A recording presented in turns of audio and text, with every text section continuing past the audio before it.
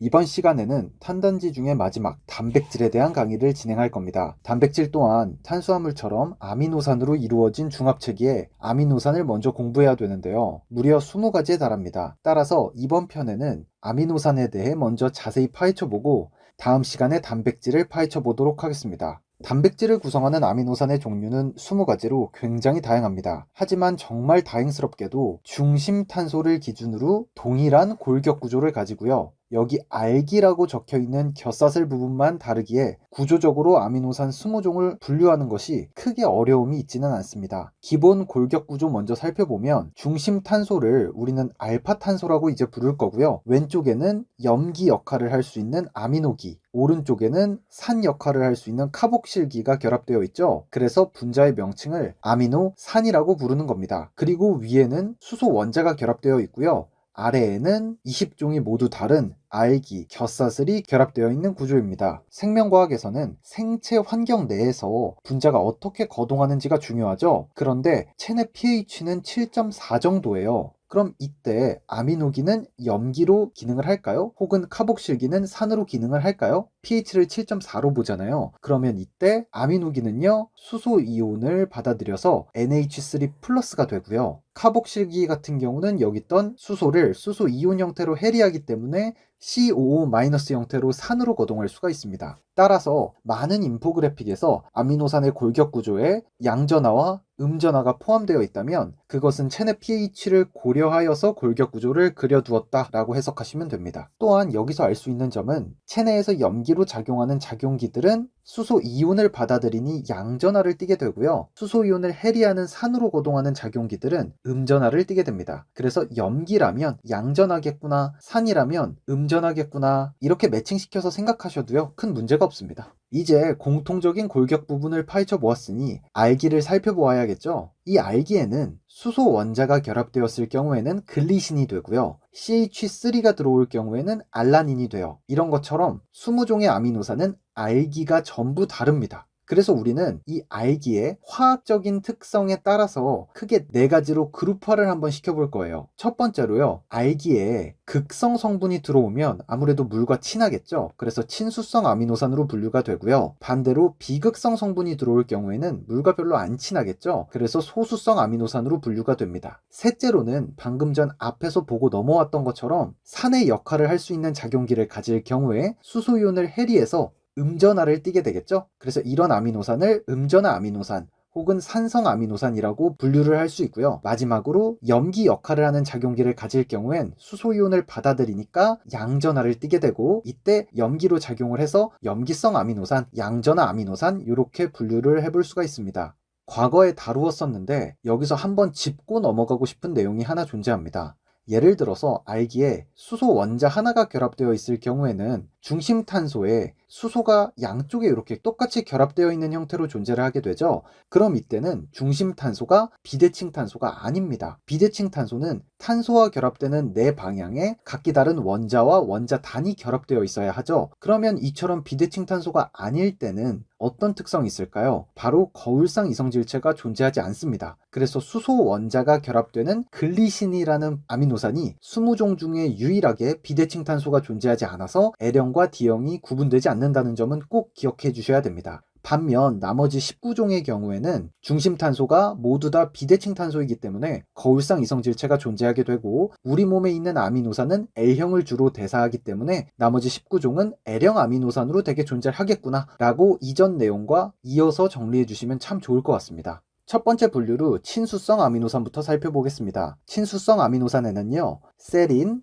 트레오닌, 시스테인, 타이로신, 아스파라진, 글루타민이 존재하고요. 이들의 곁사슬을 보면요, OH기가 포함되어 있는 것을 보실 수 있어요. 이렇게 OH기가 포함되어 있으면 극성을 띠게 되겠죠. 그래서 친수성 아미노산에 속하게 됩니다. 또한 아스파라진과 글루타민의 곁사슬을 보시면 전기음성도가 높은 질소와 산소가 전기음성도가 낮은 수소와 탄소들과 결합되어 있는 모습을 보실 수가 있어요. 그렇기 때문에 이 둘 역시도 극성의 곁사슬을 가지고 있다라고 해석을 해볼 수가 있겠죠. 마지막으로 시스테인을 보셔야 되는데요. 시스테인은요, 황과 수소가 결합되어 있는 SH기를 가지고 있습니다. 황과 수소는 전기음성도 차이가 그리 크지 않기 때문에 비극성 아미노산으로 분류된 책들도 꽤나 존재하는데요. 책마다 시스테인은 친수성 혹은 소수성으로 다르게 나올 수 있기 때문에 이걸 너무 크게 신경 쓰실 필요는 없어요. 그런데 시스테인에서 강조드리고 싶은 점은 제가 작용기에서 설명했었죠. 시스테인의 SH기는 서로 만났을 경우에 SS로 이어지는 이황화 결합이라는 걸 할 수 있다. 이걸 꼭 기억하셔라 라고 전달을 드렸던 게 기억이 나요. 지금 그때 보셨던 시스테인이 친수성 아미노산에서 등장하게 된 겁니다.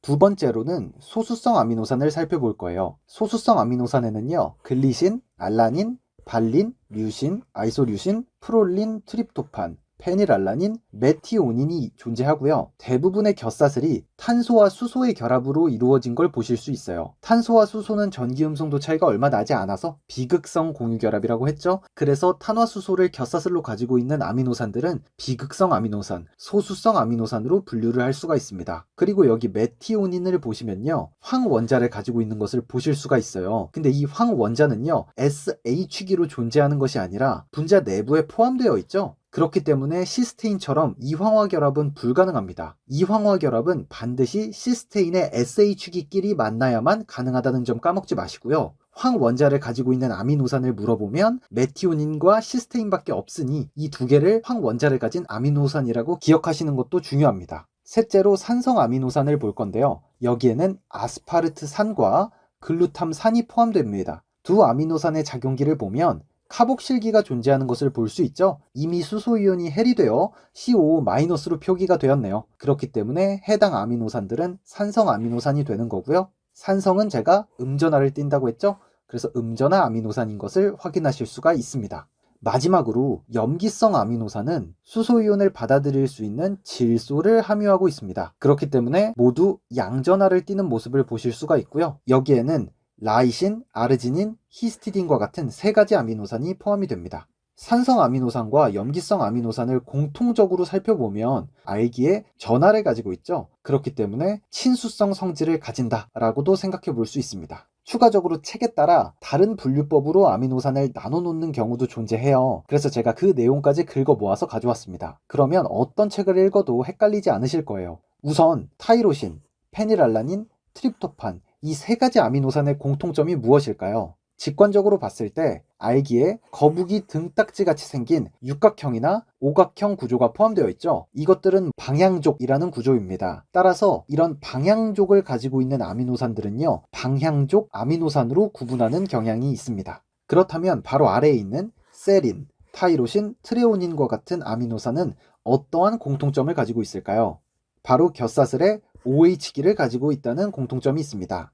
아미노산이 겹사슬에 OH기를 가지고 있을 경우에 세포 내에 있는 인산기와 탈수 축합 반응을 할 수가 있습니다. 세린의 OH기가 이 인산기도 이렇게 OH기가 있어요. 그래서 이게 탈수 축합으로 빠져나가고요. O로 연결된 형태인 겁니다. 그래서 이걸 우리가 인산화 반응이다 라고 불러요.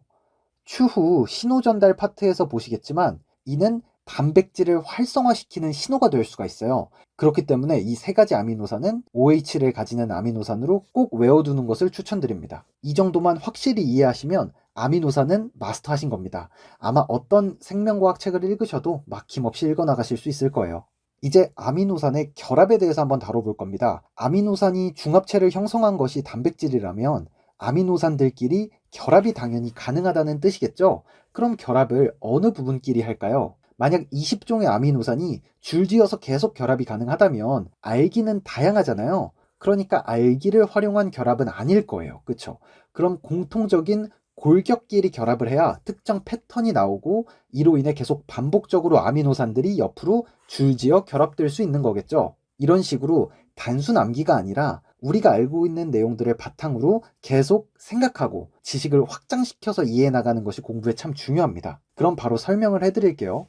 첫 번째 아미노산과 두 번째 아미노산을 차례로 두면 첫 번째 아미노산의 카복실기와 두 번째 아미노산의 아미노기가 탈수 축합 반응을 통해서 C2중결합 O와 NH가 이어질 수가 있습니다. 이를 펩티드 결합이라고 부르죠. 따라서 아미노산이 여러 개 쭉 줄지어 이렇게 결합하게 되면 우리가 이거를 많다 할 때 접두사인 폴리를 앞에 붙여서 폴리펩티드가 형성되었다라고 표현할 수가 있는 거죠. 그리고 이 폴리펩티드 같은 경우는 아미노산 1번, 2번, 3번, 4번 이 자리에 다양한 아미노산이 오면서 여기 있는 알기의 구조가 점차 다양해질 거예요.